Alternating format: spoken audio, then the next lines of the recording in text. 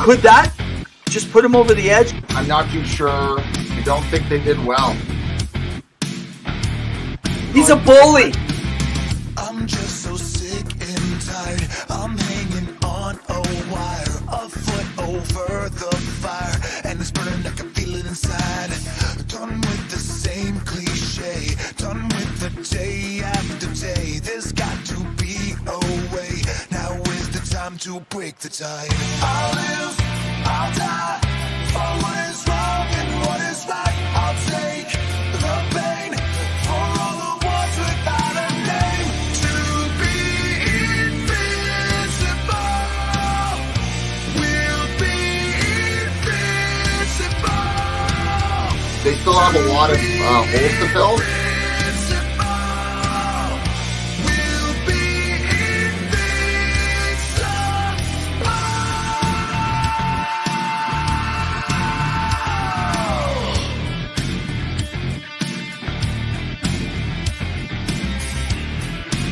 Every He time didn't get fired. He didn't get fired. No, he didn't fired. get fired. He never got his contract renewed.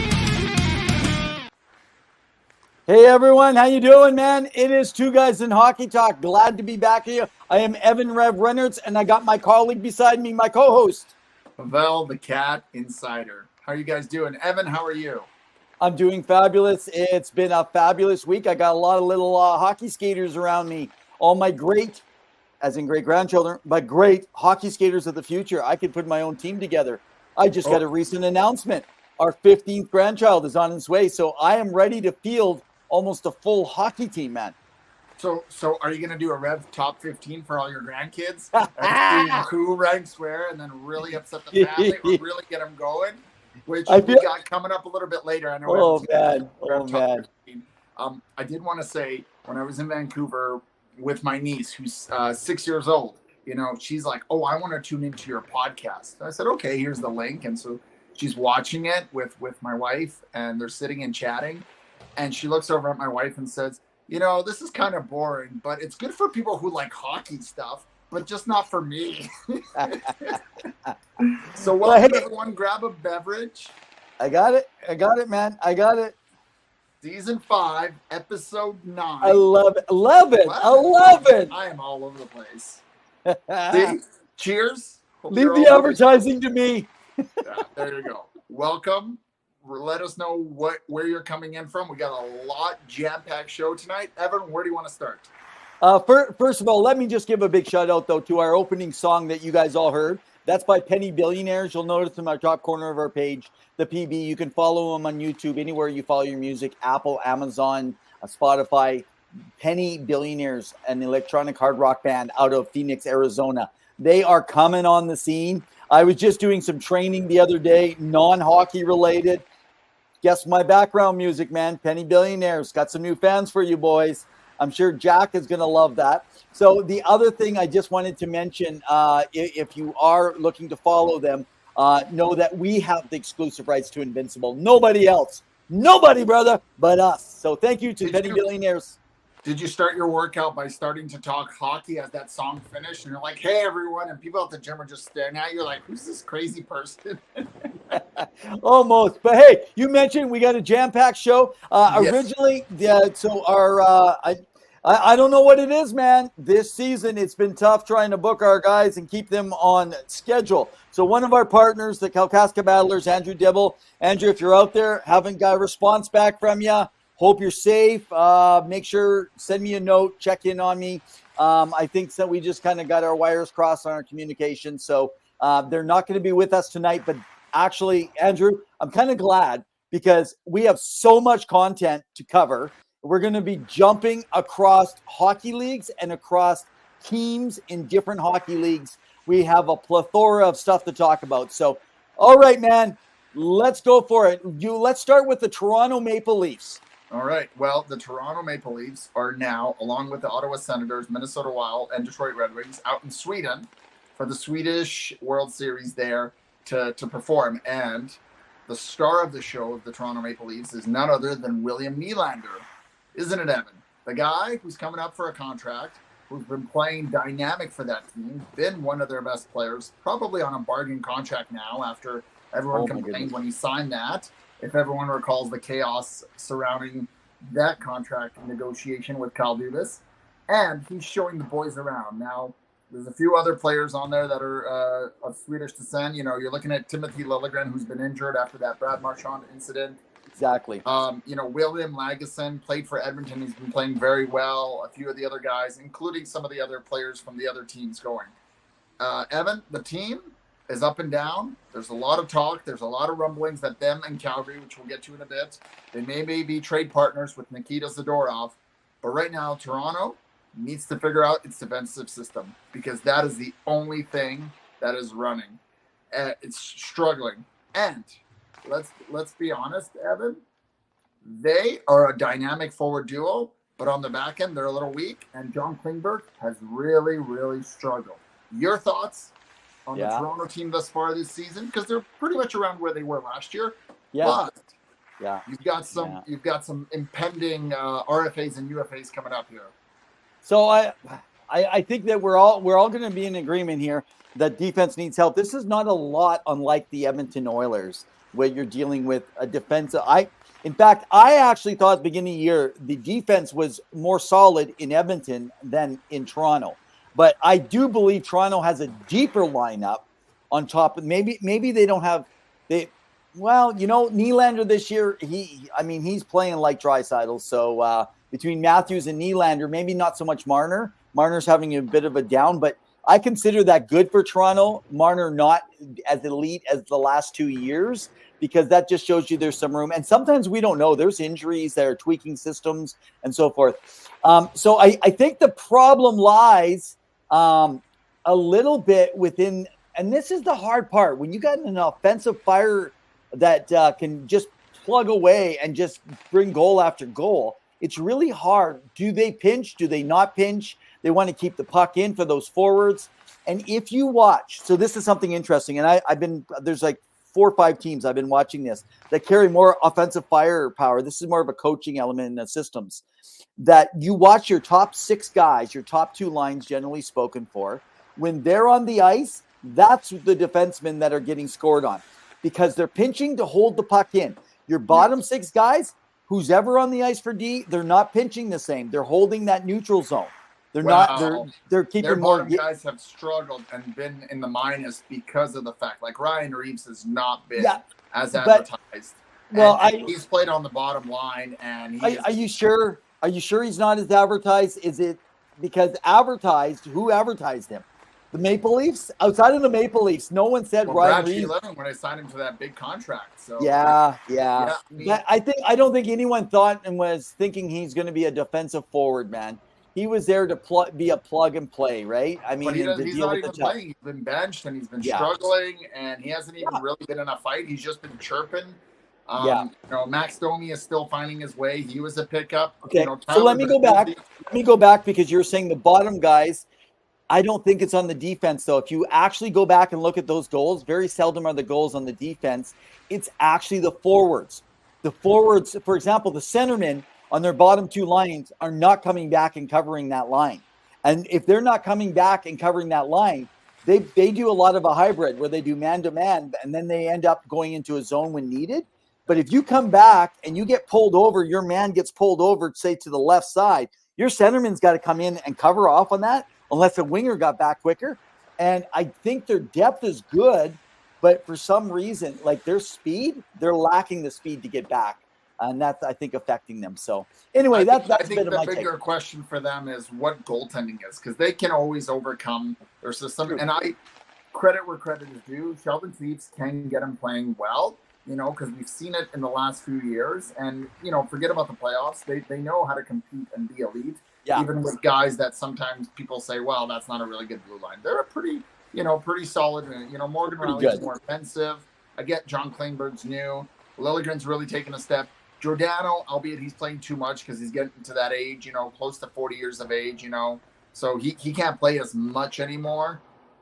But really what it comes down to is goaltending. And Woll is not proven. He's been excellent for them thus far. And Samsonov on that 1-year contract, he has struggled a little bit. I know he can find his game because he had a good season last year, but I think that's the big question for Toronto. So we'll see how it goes. Fair. It's going to be an interesting weekend. I applaud all of the NHL for going there and promoting the game. I know Willie's trying to get his grandma to watch a game because she's never seen him play. And Evan, and you guys can let us know in the comments, where do you think the price range starts for Willie next season for his contract? Is it 10? Is it 11? Or is it even 12? No, I think he pushes in the 11s, but I think he settles for 10 something.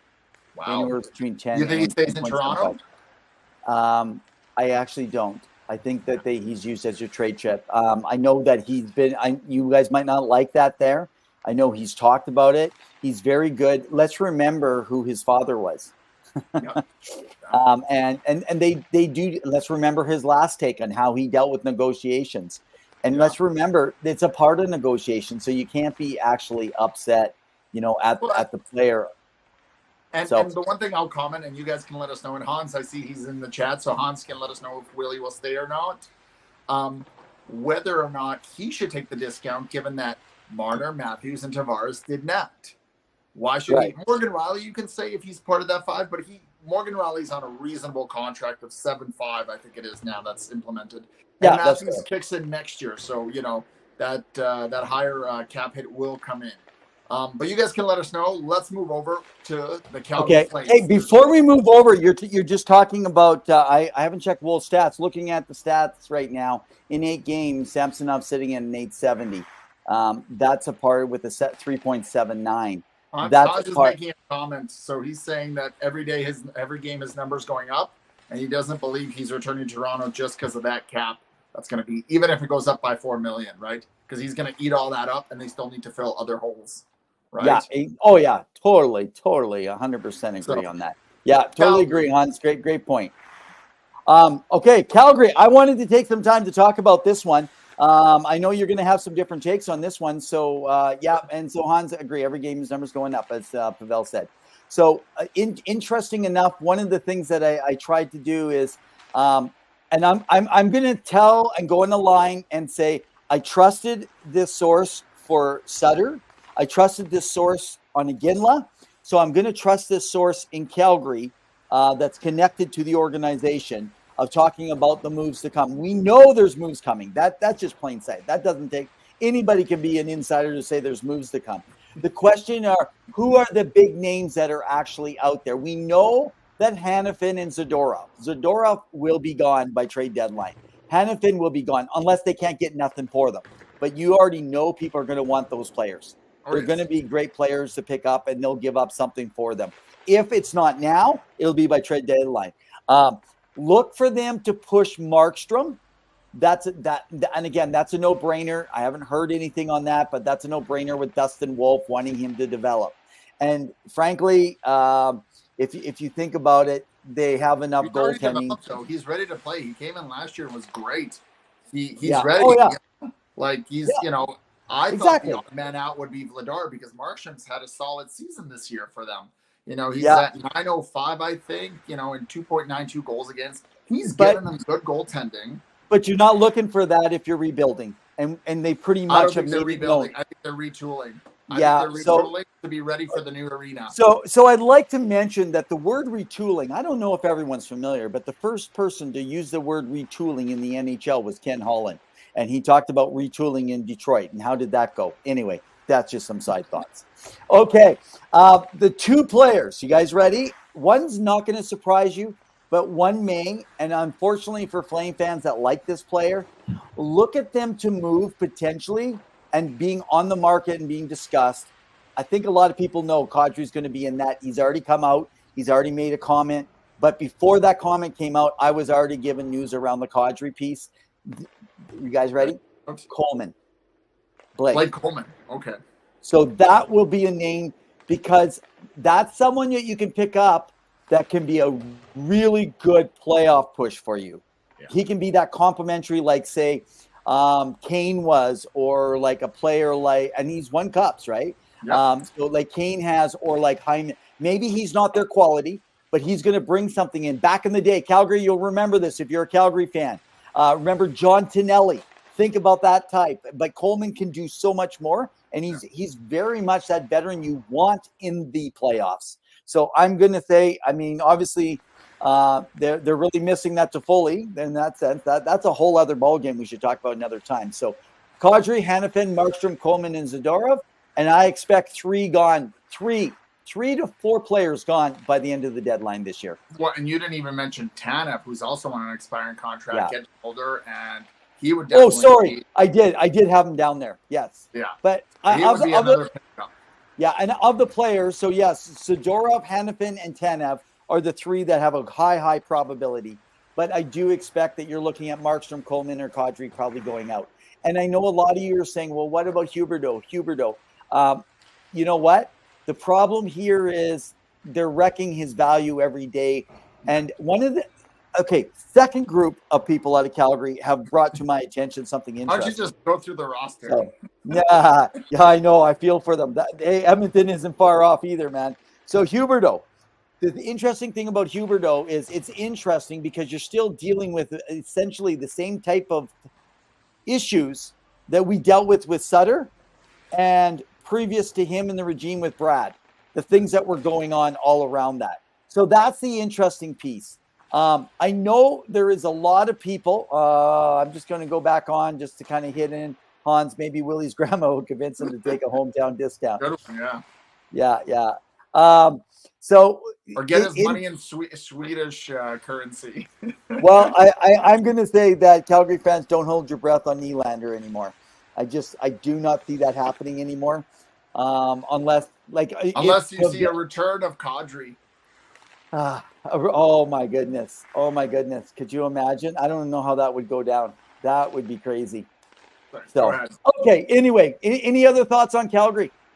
So I do want to mention something about Huberdeau because I wrote up an article. You guys can go check it out. There are two guys in Hockey Talk's webpage today. It's great. It's insightful. It's got some numbers into what's going on with Calgary. Can they turn around? Your thoughts on what's going to happen.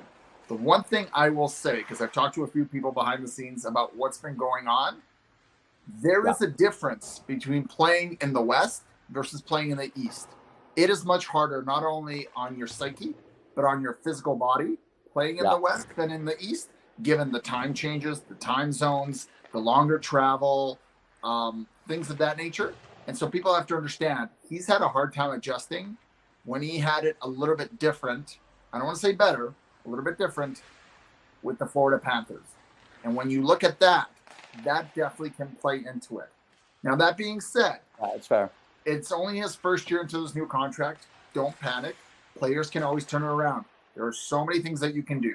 Sports psychologists can get involved. We're looking at that right now up north here and with Edmonton and Jack Campbell. He has to find his game. And sometimes you may have to bury that contract, and maybe Conroy does what Holland did and puts him in the minors for a game or two and then brings him back up after he's played in the AHL. Again, Evan, it may seem bonkers, but sometimes you have to really do something crazy to shake the team up. And Hans is saying, man, Kadri was my favorite Leaf before he left Toronto. You got to tell us, Hans, who's your current favorite player now, right? So Evan, that's all I'm going to say. So you guys can comment below if you think, no, I'm just full of it, and that's fair. I am usually full of it, not as full as Evan, but you know.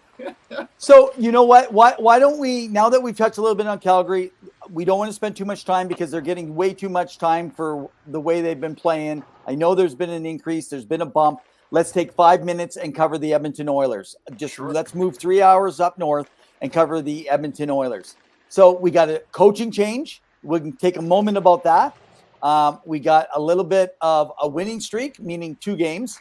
And I'd like to mention before you go into a couple thoughts here around this, Pawel, and again, I do want to remind everybody to go on to our website at Two Guys and Hockey Talk. You can find us, Two Guys and Hockey Talk. You can find all of our postings, our blogs, our former guests and such. So make sure you jump on there. And that is actually partnered with us by JR Web Design. So JR Web Designs can develop your website for a price that'll blow your socks off. Actually, it'll blow your skates off, man. Talking in hockey terms. So no, you just want to have a site for fun? Look up. You have a professional site? Look them up.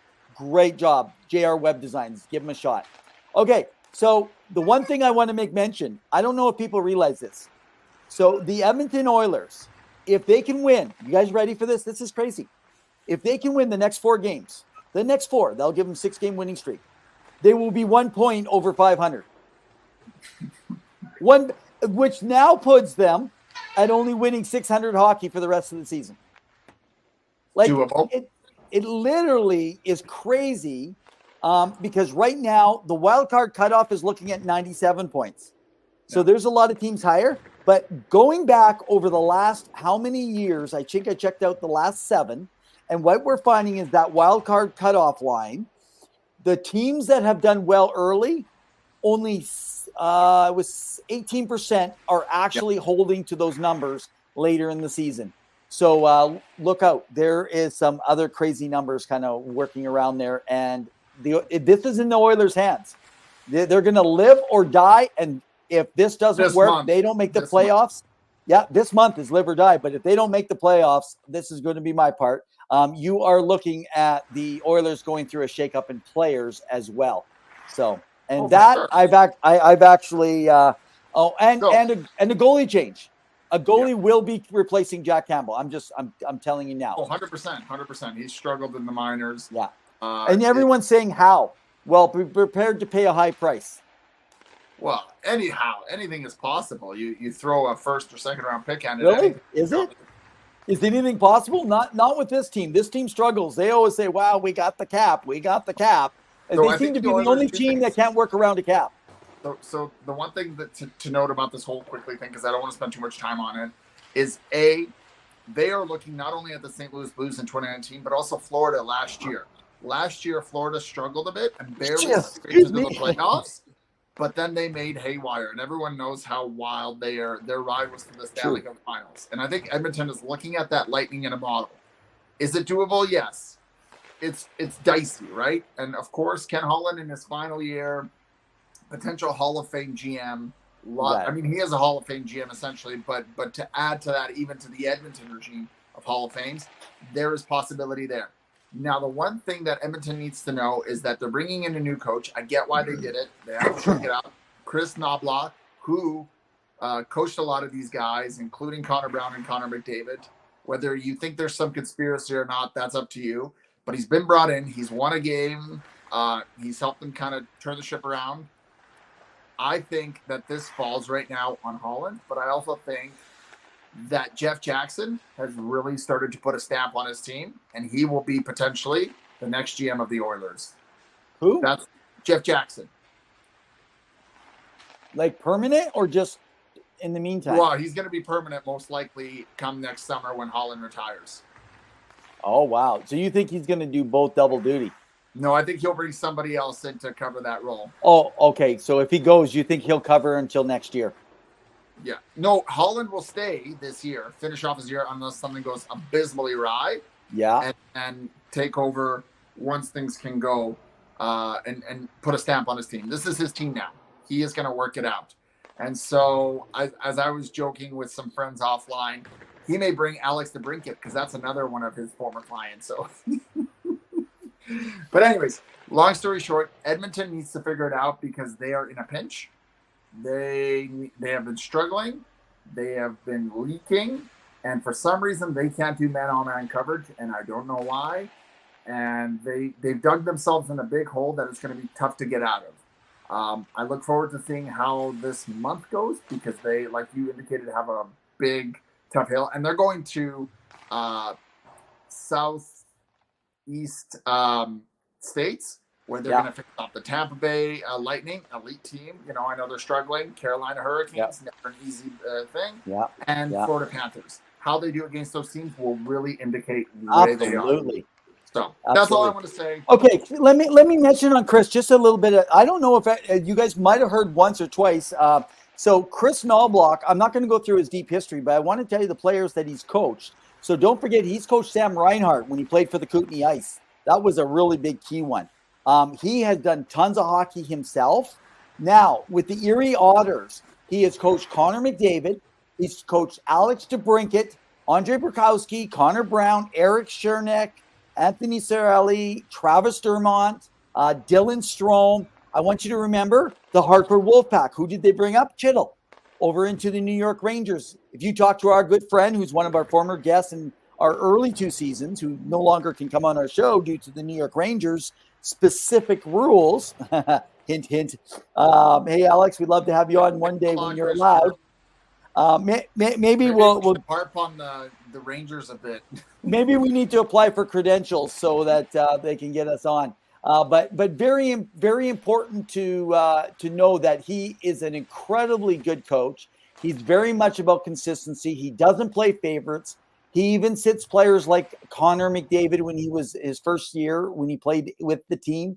Didn't matter. He believes that you remove ice time for a shift or two, or depending, even if it means it costs you a game. So go if you haven't got a chance, check out anything you can. I do think he's a good coach. He would have been hired before if someone specifically like Woodcroft wasn't hired. That would have been probably the second choice already before he was talked about. But now that they saw what he's done with the Wolfpack, they have one of the best AHL franchises. So he also was in the running, and I announced that earlier. And no, I didn't get it from Alex Thomas originally. But and I'm just saying that because he's not allowed to give me inside information. But I had already mentioned that Chris Knobloch had applied. It was a really silent thing for the job, but there was no way they were giving the Rangers job to a person who was not a veteran. So very bold move by Jackson, and we know it's Jackson who made this call. Okay, we've spent too much time. Let's move on. As we talked about, we want to cover a bunch of other things. Can we talk for a moment, my friend? I just want to highlight one thing. Sure. Yeah, go ahead. LA has been an elite team, and I want to give credit where credit is due. Rob Blake there has done a good job, and Pierre-Luc Dubois has been a great fit, and I applaud them for how well they've played because they've really set themselves up to be successful this season. So watch out. That could be a potential dark horse. Anyways, go ahead. Okay. All right. Sounds good. So this is what I want to do. I'm going to let you comment. You can rebuttal. Okay. I want to go on, and I actually just want to take a little bit of a moment so that we can talk a little bit about my rant today. So our rant today is brought to you by the Sports Empire Network, where you can follow all your podcasts, NBA, NHL, which we're their main content, as well as any other thing around wrestling, NFL, college football, and maybe we should offer a CFL one to them too at some point in time. All right. So guys, thanks to the Sports Empire Network for the rant of the night.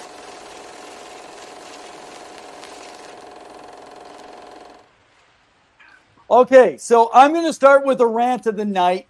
My rant has more to do with Pawel than it actually has to do with anything else. Now, it's because every week he likes to come on and he likes to talk about the Pittsburgh Penguins. He likes to belittle the Pittsburgh Penguins. I feel that he's grown up too much around being a Flyers fan, like our Sports Empire Network partner, Keith, who will be a guest with us next month, who loves the Philadelphia Flyers. This is why. He's talked last week, if you go back to our show on episode 10, he talked about how, oh man, look how bad. Yeah, they're not winning. They're not. I mean, we got Jari with 3 shutouts. Listen, they have an 8-6 record. They are right now in a wild card place now, just in 1 week since he was worried about their early start. They're 2 points they're 2 points technically out of a playoff spot, depending how you look at it. But they're 2 behind Carolina, and Carolina has a game in hand. They're only 2 points with the same amount of games against Washington.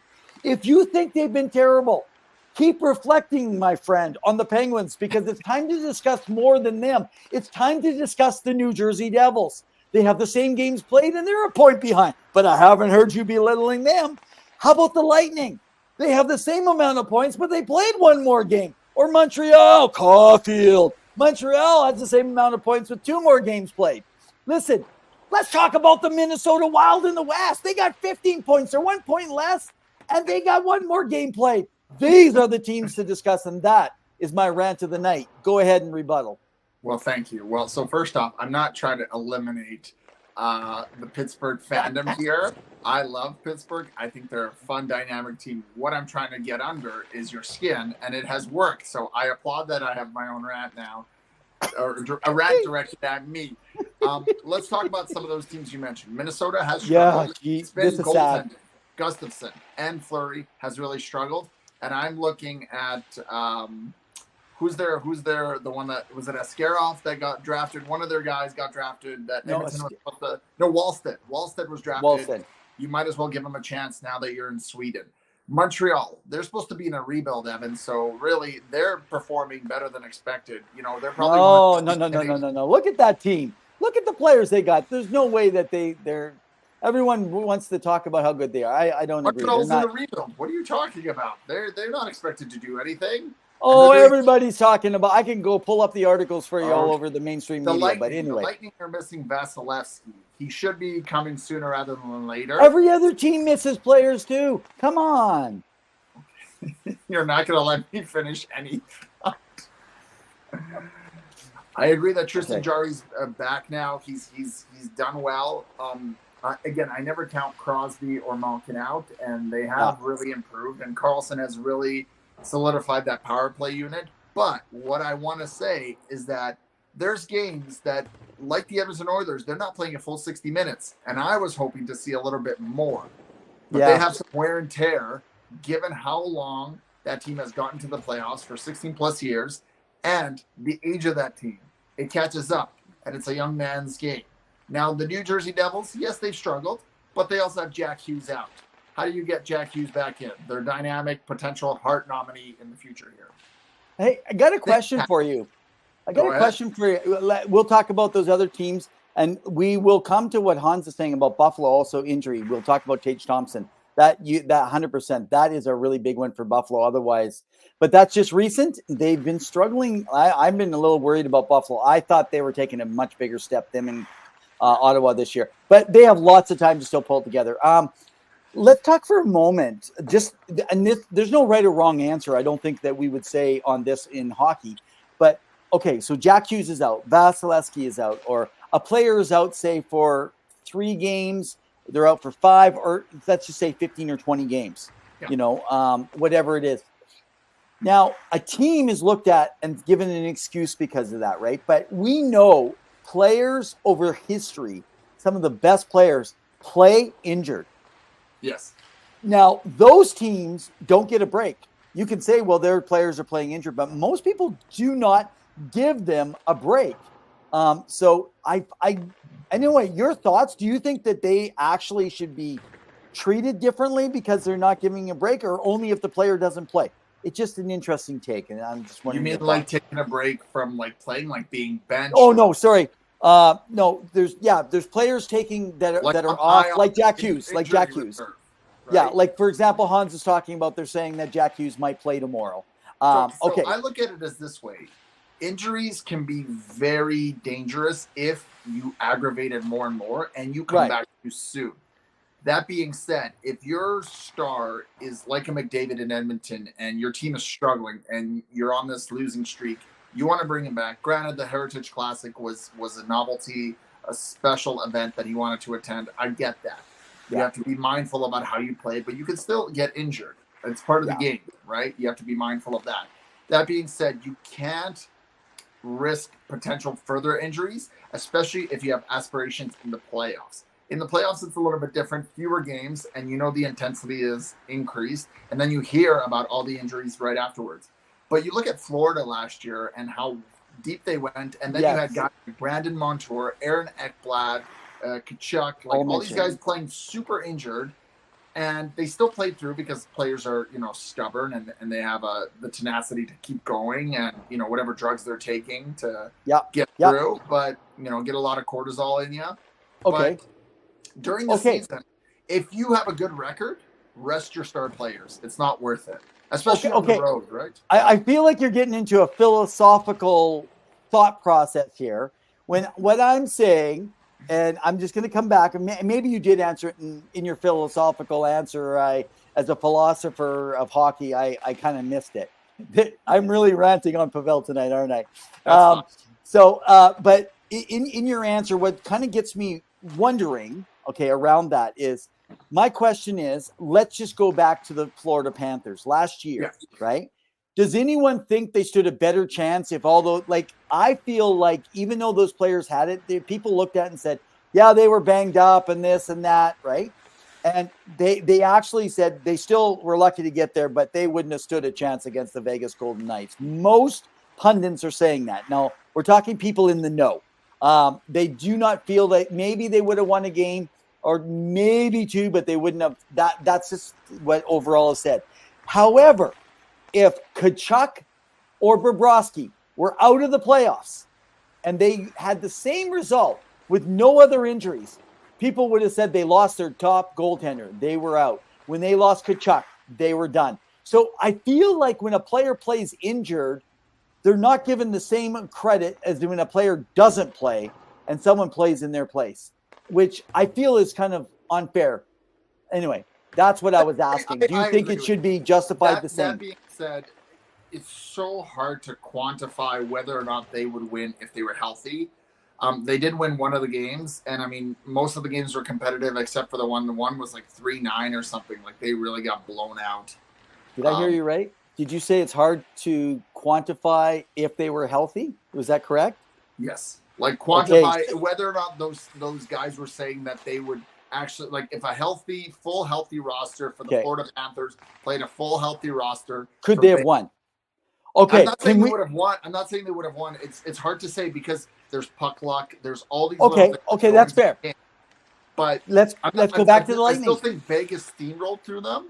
Okay, let's go back to the Lightning. You said they're where they are because Vasilevsky's gone, but we can't quantify according to what you just said. We can't quantify it because you said we don't know. Maybe they wouldn't win because there's puck luck and other things like that. Even if Vasilevsky was in net, the Lightning may not be winning, or Jack Hughes. Vasilevsky's probably one of the top 3, if not top 2 best goalies right now in the NHL in the last 5 years. And if there was any goalie that I would want in net in Game 7 of a Stanley Cup final that I would want behind the pipes for me would be Vasilevsky. And he makes a big difference. He came back last year. He wasn't 100% versus the Toronto Maple Leafs last series. Yeah. Okay, and he was the reason that they were even in that series at all. So my opinion, in the playoffs, even though they got taken out so quickly and so fast, and especially knowing the injury, now I know that that's past information. People kind of knew during, it just wasn't officially released. I think Matthew Tkachuk was the MVP of the entire playoffs, even losing the entire every game. I still think he was the best on it. And I actually do believe that if Tkachuk had been healthy, I think this would have been a minimum of a 7-game series. If him and Ekblad had been fully healthy. 7 games could have gone either way. The odd bounce, things like that. I still think Vegas was way deeper. And I think they were better equipped. Not only, and goaltending was the one area where, like I said, Bobrovsky was unreal, and Adin Hill was not exactly proven.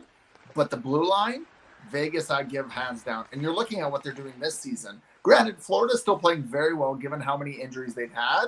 And Paul Maurice has got him playing pretty good hockey. I've enjoyed watching his games. So you guys can let us know in the comments. One thing I do want to bring up. Go ahead. Before you get there, I gotta put a plug in for our partners, and I don't want to wait to the end of the show to hit my Revs top 15. Is this core related, or I can get to it after? We can get to it after. Okay, let me hit the Revs 15, guys. Revs 15 brought to you guys today by the Kalkaska Battlers of the Michigan Independence Hockey League. Check them out on their YouTube channel.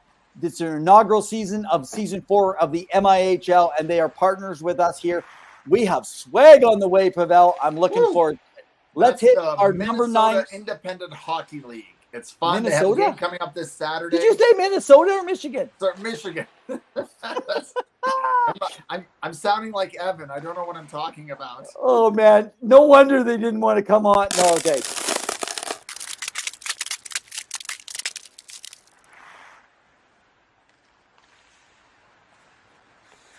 Hey, folks. So I just wanted to bring our Revs Top 15 tonight, our 9th ranked. And I wanted to do this before we got too late. It always seems that we're always waiting late in. And I wanted to get this in 20 minutes in before our show ends. I want to bring to you, now, he is not maybe ranked by some in this place because he doesn't score the way some think. I think his game is going to move over well. And his name is Anton Siliev. He is a 6'7", 207 pounds. They are big this year, Pawel. That is playing currently this season in the Continental Hockey League. He's playing with one of my favorite teams, not a good team, but it is the torpedo of the Continental Hockey League, the KHL in Russia. So he's only got 9 points in 30 games. But remember, he is a 17-year-old. And I'm going to say this again. 17, 6'7", 207 pounds. Could you imagine? Maybe you should go play basketball. Oh, my goodness. That is crazy. Now, people are excited about this toolkit that he possesses. Obviously, he's got great size. We already know all that. He has good, solid skating, which you've got to be at that stage. Yeah, Tyler Myers light. Yeah. What's Tyler weigh in? 230? I'm guessing. So, yeah. But, I mean, we're talking 17 years old. I don't know if Tyler can. I don't know what he weighed in. But this guy has really good heads up decision-making process is what they're saying. He could be a top 5 when it all gets said and done. I think that can be quite a stretch if you're trying to push, just because he never really produced the points for that. But you got to wonder, it seems like in the NHL now, they're drafting someone to play defense and someone to play as an offensive defenseman. Now, he is a left-handed defense. So, interesting enough, it seemed like we had no right-handed defense. Now it seems like the new group coming in has been mostly right-handed. So could this be the next guy? I don't know. But, folks, I got him ranked at number 9. And number 9 is Silyav.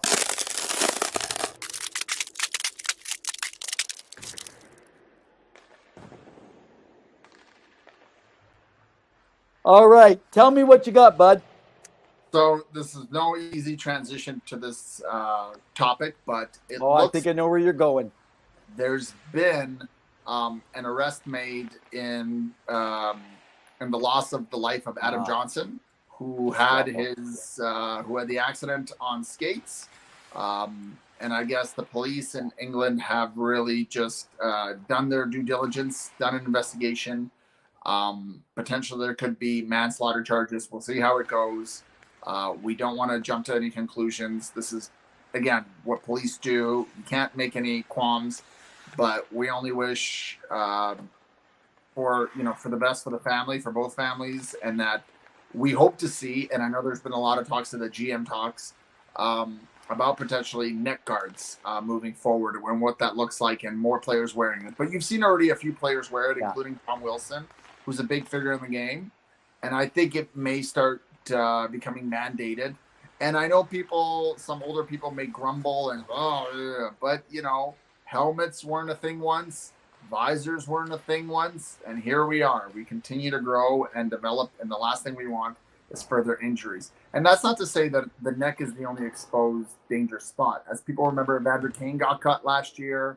Freak accident. He was able to get medical attention. So there's no really easy way to say this. Now, I do want to transition to one other, or do you want to comment? No, I would just, because there's been a lot of talk about the mandated neck guards, and we did talk about the WHL following suit. Not everyone knows that the English Hockey Association immediately mandated it. It's already, not everyone knew that. It was already in the OHL and the Quebec Major Junior Hockey League as well, so the whole CHL now across. But the Ontario Athletes Association, especially in hockey, mandated it now. People don't know this, but Dell, that's the German Hockey League, has it mandated as well. Now, interesting, Hockey USA has moved in that direction. If they don't get it done by the end of this year, Hockey USA is going to be having it by the start of next season.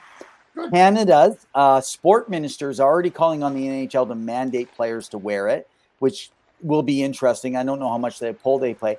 And interesting enough, one of his former teams he played with, God rest his soul, is from the Pittsburgh Penguins. They have already said that they were going to be mandating their American Hockey League and their East Coast Hockey League affiliates to wear. So I haven't got word if it's. I think they're working still on some smaller pieces, but I expect within 2 years that there'll be some versions of it. And my guess is the NHL will have the weakest version of it. That's my guess. I will say, and people can correct me if I'm wrong, Evan, I think the equipment has come so far. The technology behind how these are designed and what they can do. And even now, the innovation that's happening in the industry, not only for net guards, but in general for protection for hockey players. You've seen it, and you can maybe allude to it for goalie pads and goalie equipment. It's changed so much because you want to be able to protect the player, but you also want to be able to give them the best opportunity to play the best game that they can. So I think it's something that they're going to continue to develop, innovate, and I'm sure you're going to see some pretty cool ideas emerge. Go ahead. If I can just say this one thing, I'm not saying that I am not the police, right? This doesn't happen often that police get involved in these matters of this, like in a death or a severe injury, even like the Bertuzzi case, right? That was off the ice. I am a little worried now, and I'm not saying this as a defense to anything, but what I am saying is I'm a little worried that they're going to take slow motion replay and use it to show some type of intent and carelessness. And in hockey, we already know a lot of plays look differently for perspective when they're slowed down. If they can take a live action and still determine, I think that's different. So I have a hard time. Yeah, I don't know. I'm struggling with this one for the person that's being called out, but I also understand if I was the family, I'd probably pursue. So this, I think this is I'm just very in the hockey world, and regardless of how you feel about the case itself, no one should have to lose their life playing the best game in the world. That's all. Exactly. Now, okay, go ahead. Transition. I know it's not an easy transition. I want to talk about the PWHL. They have revealed their jerseys for the upcoming season for January coming up. So we got 6 teams coming in. It's exciting. And Evan, it's not a rant, but it's a bit of a gripe.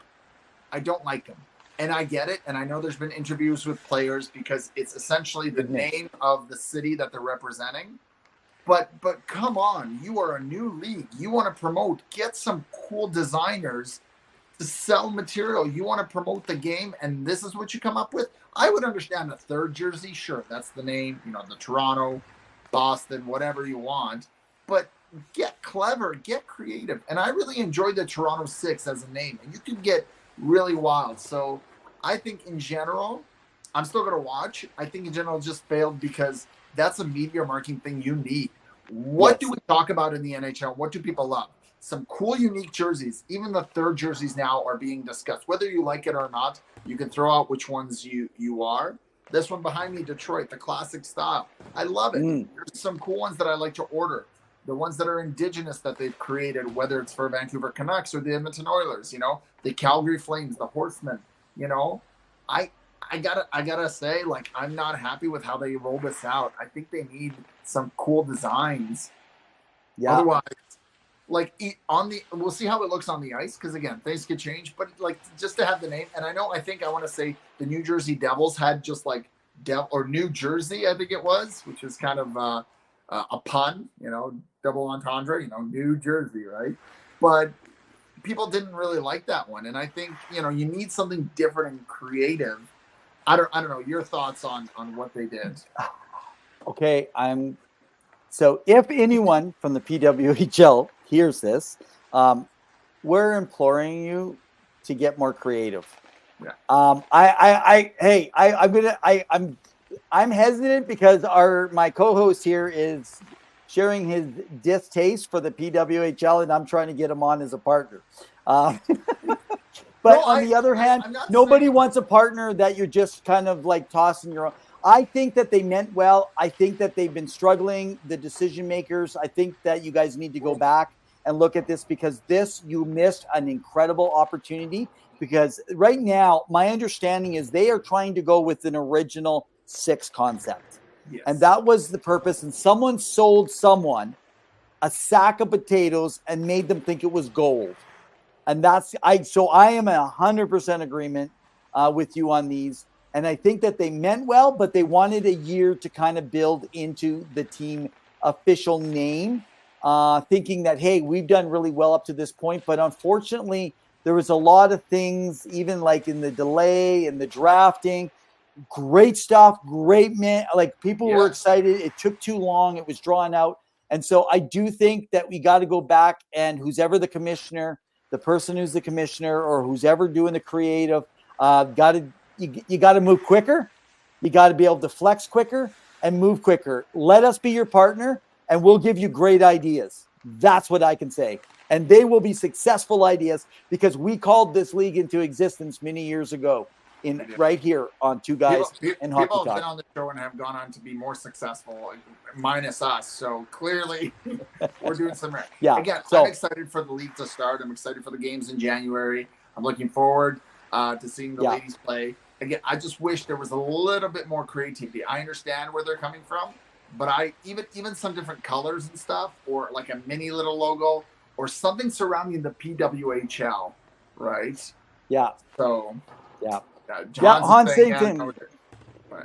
Yeah, and I agree. And I think that they're just trying to be extra cautious. And maybe in the end, it is better than getting something and then it fails in something they wanted to be so strong on. So, all right, guys, let's transition over. We only have 9 minutes left in our show. I want to talk about something that's a favorite topic of Pawel's, and that is Alexander Ovechkin. We want to talk about him chasing this record, how he's currently doing. But before I do that, let me segue a little bit into prospects, a little bit of a prospect around a little bit of this, okay? So what Evan's going to tell you is he's going to get, Alex is going to hire a bunch of prospects to score a bunch of goals for him on the Washington Capitals and say it was him. Okay, still saying the same thing. This is the short term till they get the right logo. Yeah, I agree. Yeah, so... Okay, so let's go ahead and Sil, I missed yours earlier. There you go. Give them time to get the logos right. Yeah, I hear everybody, but I think you missed out on marketing this year because you're going to get less interest without actual team names. Team names are important. I will admit I gave up following my football team in the Canadian Football League when they became the football club because they were going through a name change. And their name change, though, I also agree because their name change, they didn't get right. But here's why. They didn't get the name right because they lied to the people. And this is a whole different story I got to go into. They lied to the people and made them think they had a choice in the name. So I think it's up to the city. Involve your city, and the people are going to be your paying fans to get a feel for what they'll buy for merchandise. That's anyway. Okay. We got to just take a look at the case study of the Washington Football Club, which the formerly known as Washington Redskins, and what that looked like, right, to change their name, right? So yeah, that was way too long too. They didn't come up with a name that was outstanding, but and anyway, they took all that time. So I guess my point is, we've already wasted into my time, so I don't even know if I'll get to it now.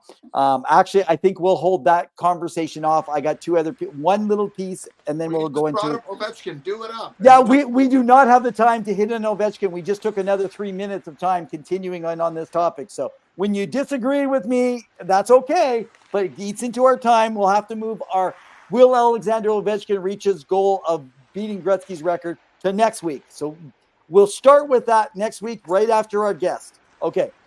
All right. Zylstra disagrees with us both on this show. Zylstra, that's not unusual. You do disagree. That's okay. You are privileged to be wrong. It's okay.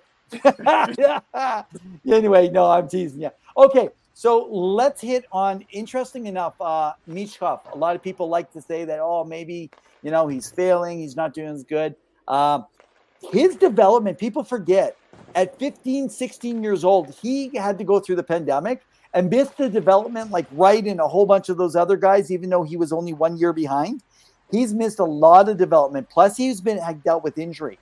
But right now, at the exact same age as Alexander Ovechkin had 37 games in his 18-year-old season in the KHL, playing for a good team, still playing in the top six, and he got 26 points, 13 goals, 13 assists in 37 games. Mishkov has played, 24 games. That's 13 games less. He has 21 points. So he has 13 games to score just 5 points to match Ovechkin. Only needs 3 goals to match the goal numbers, which is crazy. And he's very equal in those numbers with it. So I do want to say we'll talk more about Mishkov in the coming weeks in December when we talk to Key, who is with the Sports Empire Network, and she is all things Flyers. So we'll talk about Bobby Brink, their rookie, all that stuff. But I just want to mention that as we go into next week and we talk about Ovechkin trying to beat the record. But this is what I got for you. I want you to talk to me. Sidney Crosby. We're going to go out with this. Sidney Crosby. All right. He ranks 15th right now. Right now, baby. 15th all-time in points. He is right now, he's got 3 Stanley Cups, world champion, junior championships, world championships. I mean, what doesn't he have almost really, right? Except he doesn't have a Memorial Cup. Now he's got all these other trophies. Bust. Hey, he's played. He clearly has elite playing level another 3 to 4 years. This guy is amazing. Right now, 19 points, 14 games. He looks like he's no different than he was 4 years ago. I couldn't imagine if he never had that injury during the outdoor game in the Winter Classic in Buffalo. That he experienced. Yeah, well, it was mostly the main first concussion, but I hear you. The question remains, is he possibly going to make Mount Rushmore as an all-time great? Because I'm telling you, the guy doing it in the era that he's doing it and how he handily takes it, I don't know. Mark Messier has been the Messier Leadership Award. I feel like that needs to be handed over to Crosby and become the Crosby when he retires Leadership Award. Give me your thoughts on Crosby and if he is heading down towards the Mount Rushmore, should he continue this pace for another 3-4 years? 100%. I think he's been electric, dynamic, a leader on and off the ice. He's really revitalized that market and really brought much success for the Pittsburgh Penguins organization. He could creep up, although I don't know if I'm yet ready right now to announce it in my top 4 of Mount Rushmore of hockey players of who is on there, given the enormous amount of talent over 100 years in the NHL. Wow. And who is number 1, number 2, whatever. But that being said, he could continue to be a great. Now, I think if he wins one more cup, he gets up there. He is probably on my top 4 given how well he has done. And of course, yeah, Hans is right. And the commercials, you couldn't do Tim Hortons commercials. That is just the peak of being right now. So I like what he's brought to his game. I think he continues to elevate him and those around him. He's made players incredible, which we'll have to get into next week. I want to know your thoughts on whether Jake Gensel stays, because that's a big signing next year.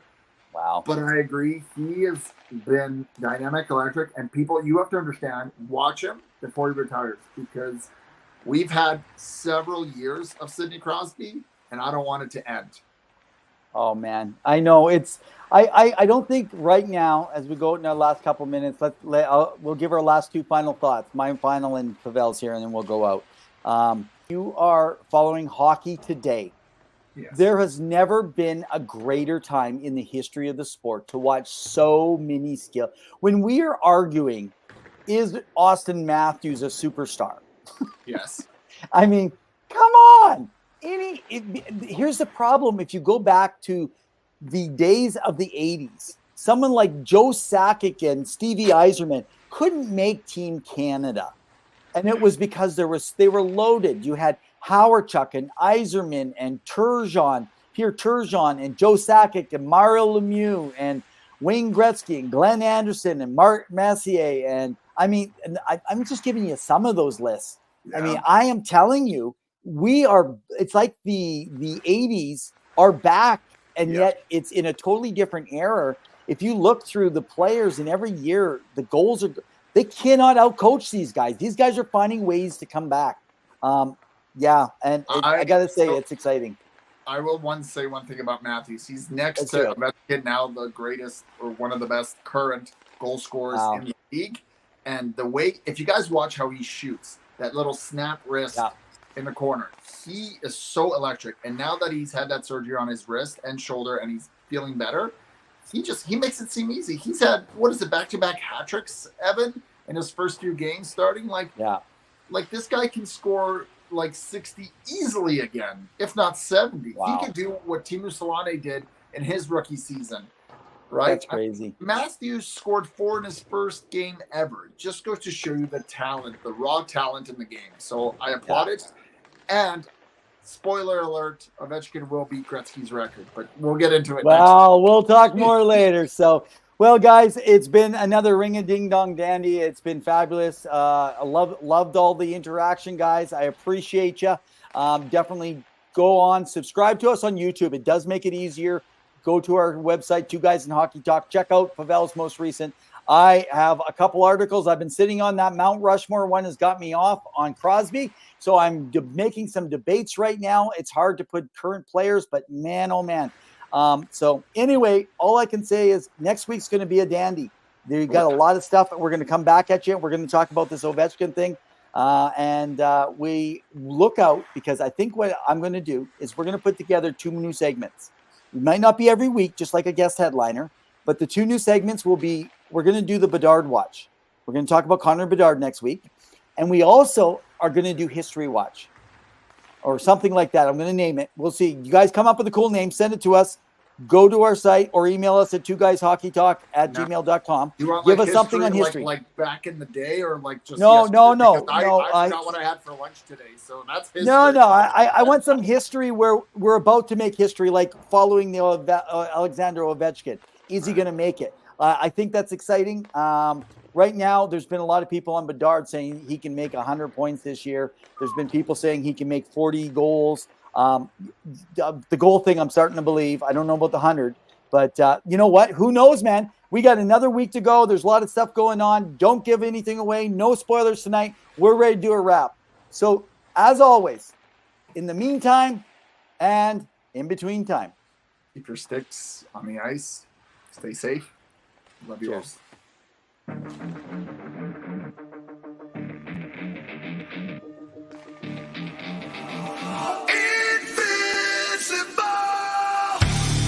Could that just put him over the edge? I'm not too sure. I don't think they did well. He's a bully. I'm just so sick and tired. I'm hanging on a wire, a foot over the fire, and it's burning. I can feel it inside. Done with the same cliche, done with the day after day. There's got to be a way. Now is the time to break the tie. I'll live, I'll die for what is wrong and what is right. I'll take the pain for all the ones without a name. To be invincible, we'll be invincible. They still have a lot of holes to fill.